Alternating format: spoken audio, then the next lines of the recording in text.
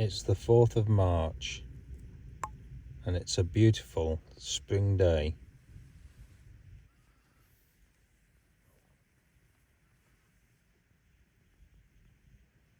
In Forest of Bowland in Lancashire.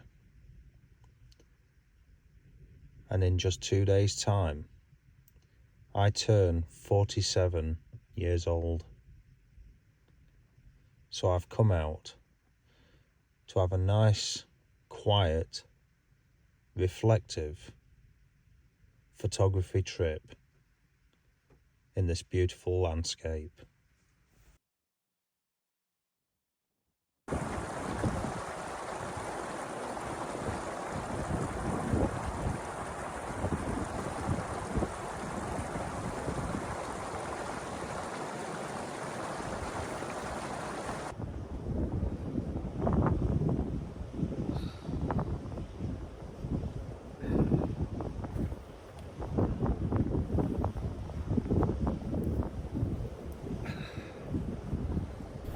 So I've come up to the tributary of the Hodder River, or one of the tributaries, one of the sources of the Hodder River in Lancashire.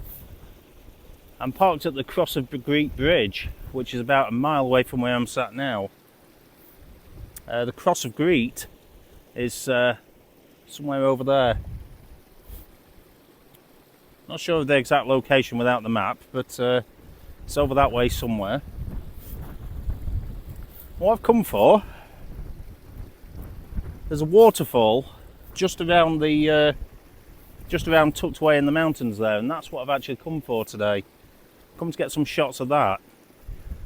I've been here before. I also know there's some old machinery, quarrying machinery maybe farming machinery, I'm not sure, but it was all rusty, and I think I might be able to get some good shots of that too.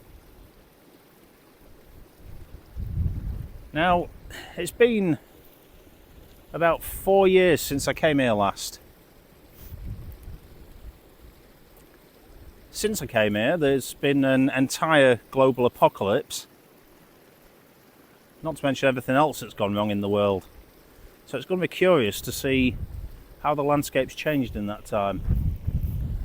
Now, it's a walk of approximately 2.5, maybe 3 miles across the landscape to actually get to the waterfall. But what beautiful scenery to actually be walking in. When I actually get down there, I'm going to make myself a quick brew before I get up and get some photos of the waterfall, because I'm definitely going to need a coffee after this walk. It's been a long time since I've done a walk like this. It's been a while since I've actually done a video as well.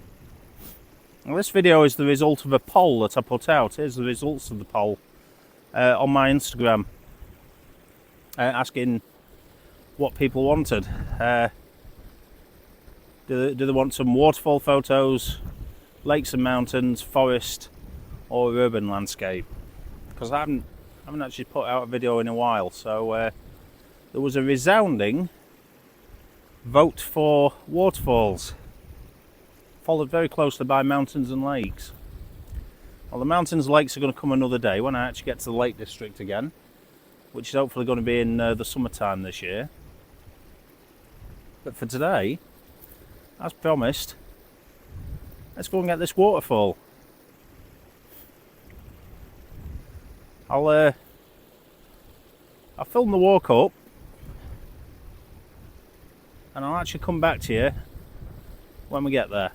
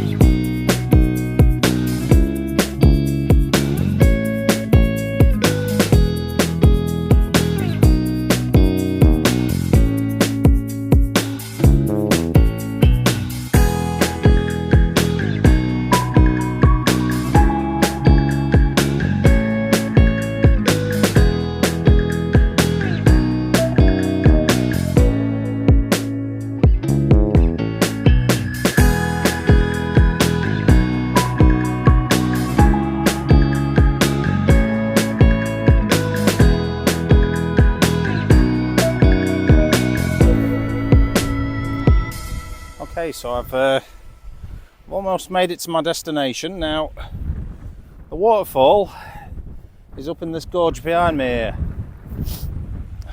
just up there, and the old machinery, as you can see, is down there. Now, this might look reasonably safe to get down, but this is all heather, so it's really soft, making it very dangerous to try and walk on. If I was here in the summer, this heather would probably be full of ticks as well, so that'd increase the problems. So what I'm going to do, I'm going to double back on myself a bit up here. I'm going to walk down to the bottom. I'm going to cross the river at the bottom there and make my way up to that little bit of machinery over there you can see, where I'm finally going to get a brew. A well-deserved one. I think I've walked about 2.5 miles according to my step tracker. I'll just put a clip here. That's where the car is. That's zoomed in to 10 times magnification on the phone camera, which is why the image quality isn't good, but yeah, it's a good distance away. So let's get down to the machinery. Let's get the kettle on. I'm not kidding there either, I've got a kettle. Yeah. I've made it. I've made it from where I was stood, which is where is it? It's here. That's where I was stood before. Made it down the embankment there, all the way to not far from that machine over there. That's where I'm heading to first. As you can see in the background, got my little waterfall there. Now, the first thing I'm going to do, I'm going to take a break for a minute, because I still have trouble with my knees from when I injured them. I'm going to have a bit of a break, a bit of a coffee, and I'm going to find some compositions for us, which should be plentiful. It's just whether that machinery is in the right position to get the sort of photos I want. Either way, well, I should get something. There's a lot of rusty metal around here, so if I fall and trip, if I cut myself, that something could be tetanus. So I'm going to have to be very careful. So that means I'm going to have to put the camera down now. I'll come back to you over at the machinery there.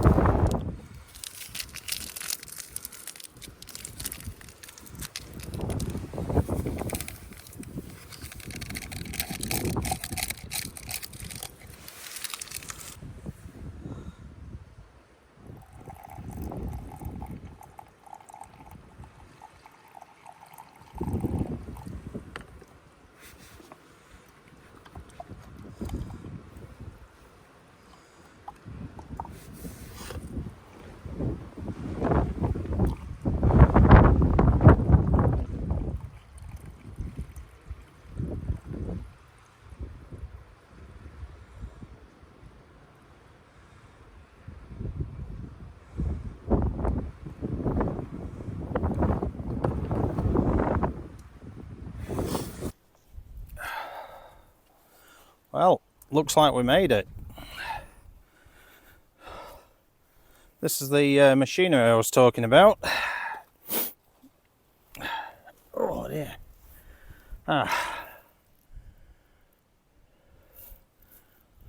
Looks like some old sort of winch or crane system, and given the amount of rocks around here, it probably is a disused quarry. Now, oh, that's good. Given where it is, to get the shot I want, I'm probably going to have to find higher ground. I'm probably going to have to shoot looking kind of down at it to get the waterfall in the background. So I'm either going to go up that hill behind you, or up the one that's behind me over there.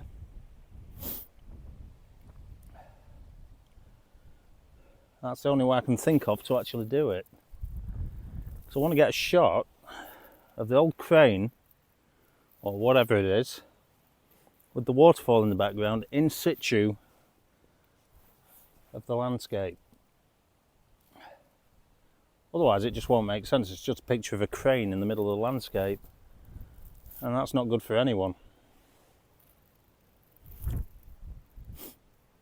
So I'm going to finish my brew, show you the area. I'll come back to you when I found a composition.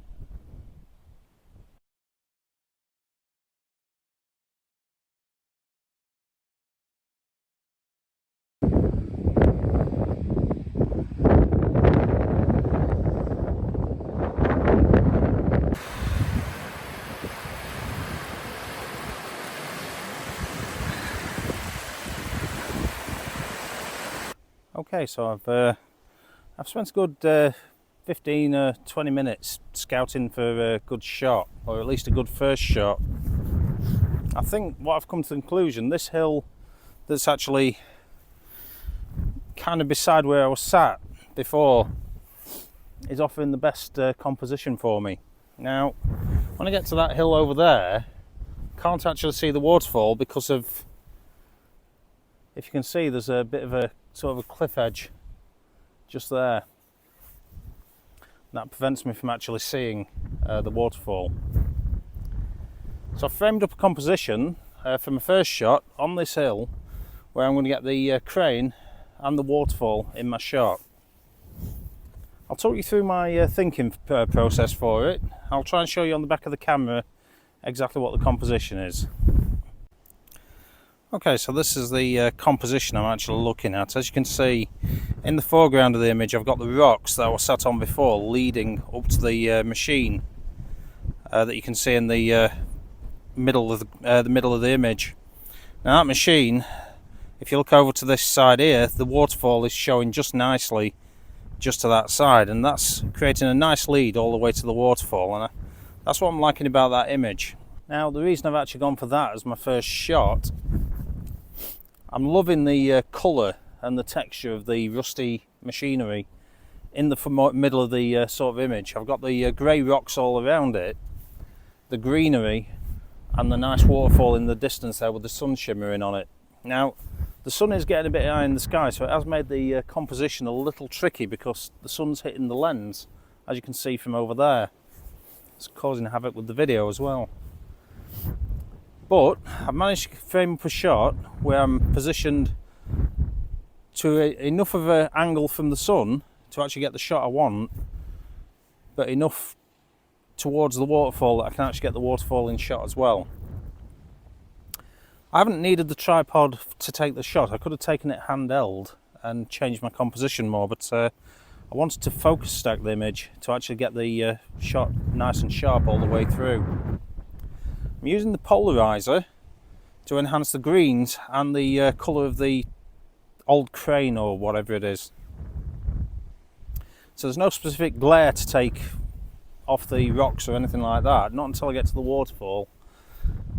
But there is the benefits of the colour enhancement from the polarizer. Pretty happy with that shot. Hopefully it'll be any good when I've edited it. If it is, here it comes.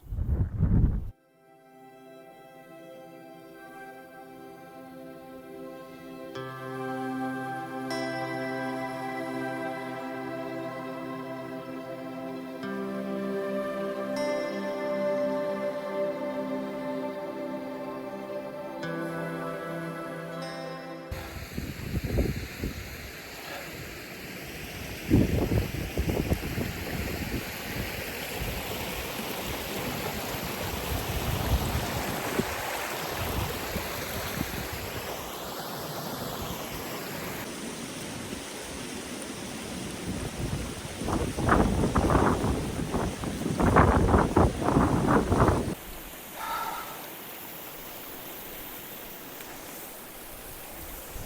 there are a few really great shots to be had here. Now, one of the shots I'd like to get is with these reeds in the foreground and the waterfall behind it, but because I'm doing a long exposure, they're going to be moving in the wind, so that's out. But what I can do instead, I can change the composition slightly and maybe use the heather up there, catch it when the wind isn't actually moving, or rather when the wind isn't hitting, and get a shot sort of looking down. The heather isn't going to be as affected by the environment as the grass is. And the other shot, at least from over here, is around here. Now, this bank has a nice curve to it, and that curve, if it's framed up well, will create a nice lead into the image with the waterfall in the background. It's going to require a fairly wide angle. I also want to minimise a lot of the non-essential information that's going on around it, so that's going to take some work as well. That may take a portrait orientation shot to do that, and the other shot is over there by you, where you've got the little trickle of water in front of you there, which you can't see at the moment, but there's a small waterfall just in front of you. It's only a little trickle. If I have that as my foreground interest with the big one behind it, and use the 17mm lens to actually enhance the depth of that waterfall and the size of the waterfall behind. Let's line up some shots and see what we can get. For the first shot, I have lined up on the bank here, looking towards the waterfall, 17mm on the lens, with the kind of the brook curving. I don't know if you can see on the video, but it's kind of curving here, curving around this way towards the waterfall. Now the waterfall is quite pushed back in this shot because of the wide angle lens, but I still think it makes for a good image nonetheless. There is a lot of the sky in the shot. Now I've gone for portrait orientation on this one. I'm using the polarizer to bring out the colour in the bottom of the water and to take out the glare from the sky. And I'm using the 4-stop ND filter to actually keep the colour in the sky, but also to expand my shutter speed so I can get a 1/4 of a second shutter. That's pretty much the best I can do from this particular spot. The next shot, I'm going to go up to where that heather is over there, and I'm going to try and get a shot looking down with the heather balanced in the image. I'm going to try and focus stack that,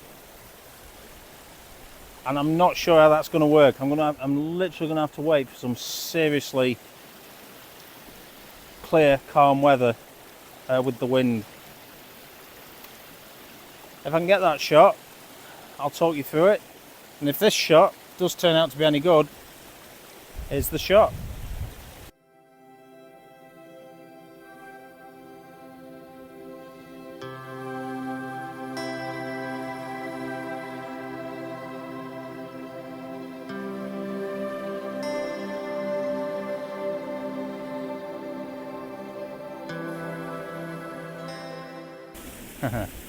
So I'm perched on a cliffside again, maybe not as high as I'm normally perched on, but my wife does love it when I do this.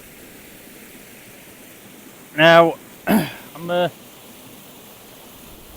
just tucked underneath, from the camera's perspective, the heather over there. For some reason I was going to call it fern, but it is heather. It's definitely heather.